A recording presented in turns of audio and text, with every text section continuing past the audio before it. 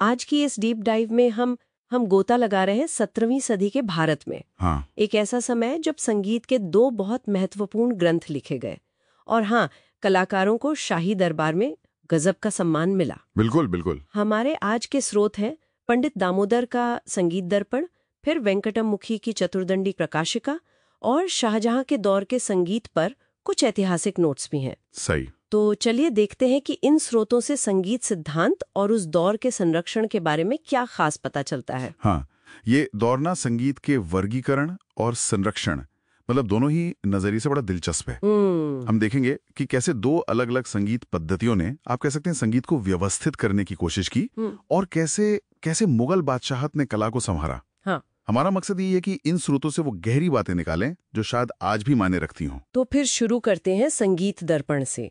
इसे पंडित दामोदर ने जहांगीर के शासनकाल में, मतलब लगभग 1625 ईस्वी के आसपास लिखा था। जी। इस ग्रंथ में संगीत के जो बिल्कुल मूल तत्व है ना, जैसे नाद यानी ध्वनि की उत्पत्ति कैसे होती है, हाँ हाँ, नाद, श्रुति वो सूक्ष्म अंतराल स्वरों के बीच, स्वर, फिर ग्राम यानी प्राचीन स्केल और मूर्छना स्केल से निकलने वाले पैटर्न्स, बिल्कुल। यहाँ तक कि 32 तरह की तानों का भी जिक्र है और इसमें वो जटिल कूट ताने कैसे बनानी है ये भी समझाया गया है। हाँ, ये ग्रंथ जो है वो शारंगदेव के संगीत रत्नाकर से काफी प्रेरित था, ये बात सही है। अच्छा। और इसमें एक रोचक बात यह है कि राग रागिनियों को कैटेगराइज करने के लिए उन्होंने शिव मत, हनुमान मत जैसी कई अलग अलग विचारधाराओं मतलब स्कूलों का सहारा लिया, जिन्हें मत कहा गया। मत, हाँ। लेकिन सिर्फ तकनीकी गहराई नहीं थी, इसकी जो असली लोकप्रियता थी ना, उसका राज शायद इसके ध्यान थे। ध्यान मतलब बचने के लिए शब्दों के साथ एक तस्वीर या भाव को जोड़ दिया गया।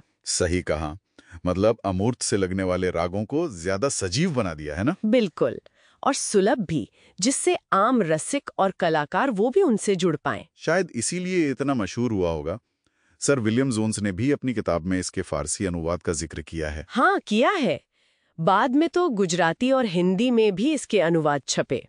तो ये उत्तर भारतीय संगीत में रागों को समझने, महसूस करने का एक अहम जरिया बन गया। निश्चित रूप से। अच्छा, अब इसी सदी में थोड़ा दक्षिण की तरफ चलें, लगभग 1660 ईस्वी के आसपास। हाँ, तंजौर। हाँ, पंडित वेंकटम खी ने चतुर्दंडी प्रकाशिका लिखी। यहाँ मामला एकदम अलग है, यहाँ गणित का जादू दिखता है। बिल्कुल, गणित। उन्होंने ये साबित किया कि सप्तक के 12 स्वरों से, मतलब 7 शुद्ध और 5 विकृत, गणितीय रूप से ठीक 72 मूल स्केल या मेल, जिन्हें हम उत्तर भारत में ठाठ कहते हैं, बन सकते हैं। और ये दक्षिण भारतीय यानी कर्नाटक संगीत के लिए क्रांतिकारी मोड़ था, एक मील का पत्थर। वेंकटमुखी ने मेलकर्ता व्यवस्था की नींव रखी, जो आज भी कर्नाटक संगीत के वर्गीकरण का आधार है। अच्छा, आज भी? हाँ, आज भी। और ये संगीत दर्पण के वर्णनात्मक और कई मतों पर आधारित वर्गीकरण से बिल्कुल अलग था। एक बेहद व्यवस्थित, तार्किक, आप कह सकते हैं गणितीय तरीका था। ये व्यवस्था एकदम नई थी उस समय। हाँ, उन्होंने अपने ग्रंथ में उस समय दक्षिण में जो प्रचलित 16 मेल थे और उनसे पैदा होने वाले 55 राग, उनका विवरण भी दिया। तो मतलब ये जो गणितीय तरीका था, क्या इसे लेकर कोई बहस या मतभेद भी हुआ होगा उस समय पुराने मतों के मुकाबले? देखिए, बदलाव तो बड़ा था। इसने रागों को एक निश्चित गणितीय ढांचे में बांध दिया। ग्रंथ का प्रभाव धीरे धीरे ही स्थापित हुआ, जाहिर है। लेकिन इसने कर्नाटक संगीत को एक स्पष्ट और मानक वर्गीकरण प्रणाली दी, जो पहले के विविध मतों वाले दृष्टिकोण से तो अलग थी ही।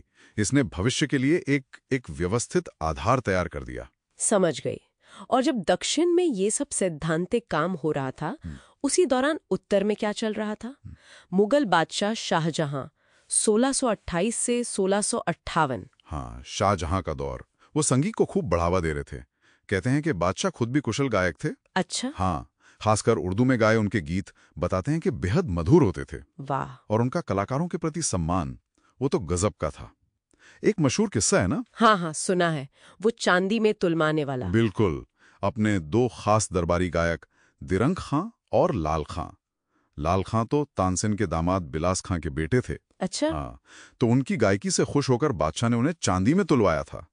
जरा सोचिए, उस जमाने में कलाकारों का मान, मतलब कितना सम्मान, चांदी से तौलना। हाँ, और स्रोतों के मुताबिक हर गायक के हिस्से करीब 4,500 रुपए की चांदी आई थी उस वक्त। अविश्वसनीय। ये तो सचमुच कलाकारों के सम्मान की पराकाष्ठा है। और उनके दरबार में सिर्फ यही नहीं, रामदास महापट्टेर और जगन्नाथ जैसे और भी कई बड़े नामी गायक और संगीतकार थे। तो मतलब एक तरफ संगीत दर्पण जैसे ग्रंथ रागों के भाव और अलग-अलग मतों को सहेज रहे थे। हाँ, दूसरी तरफ चतुर्दंडी प्रकाशिका गणितीय व्यवस्था बना रही थी। बिल्कुल। और साथ ही शाहजहां जैसे शासक प्रदर्शन कला को एकदम शिखर पर पहुंचा रहे थे। सही कहा। ये दिखाता है कि 17वीं सदी संगीत सिद्धांत और प्रदर्शन दोनों के लिए कितनी उर्वर थी। तो इस डीप डाइव से हमने 17वीं सदी के भारतीय संगीत की एक वाकई दिलचस्प झलक देखी। हाँ, हमने संगीत दर्पण के भावनात्मक और मत आधारित वर्गीकरण को समझा, बिल्कुल। और चतुर्दंडी प्रकाशिका के उस क्रांतिकारी गणितीय दृष्टिकोण को भी। और साथ ही शाहजहां के दरबार से ये भी पता चला कि कलाकारों का कितना गहरा सम्मान था। बिल्कुल। और ये सारी बातें हमें आज सोचने पर मजबूर करती हैं। किस तरह?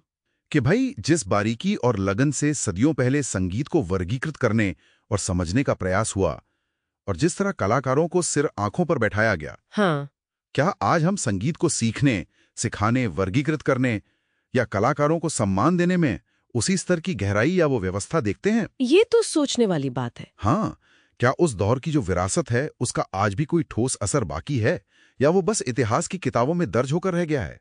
ये सवाल, ये अपने आप में एक और गहरी खोज की दावत देता है।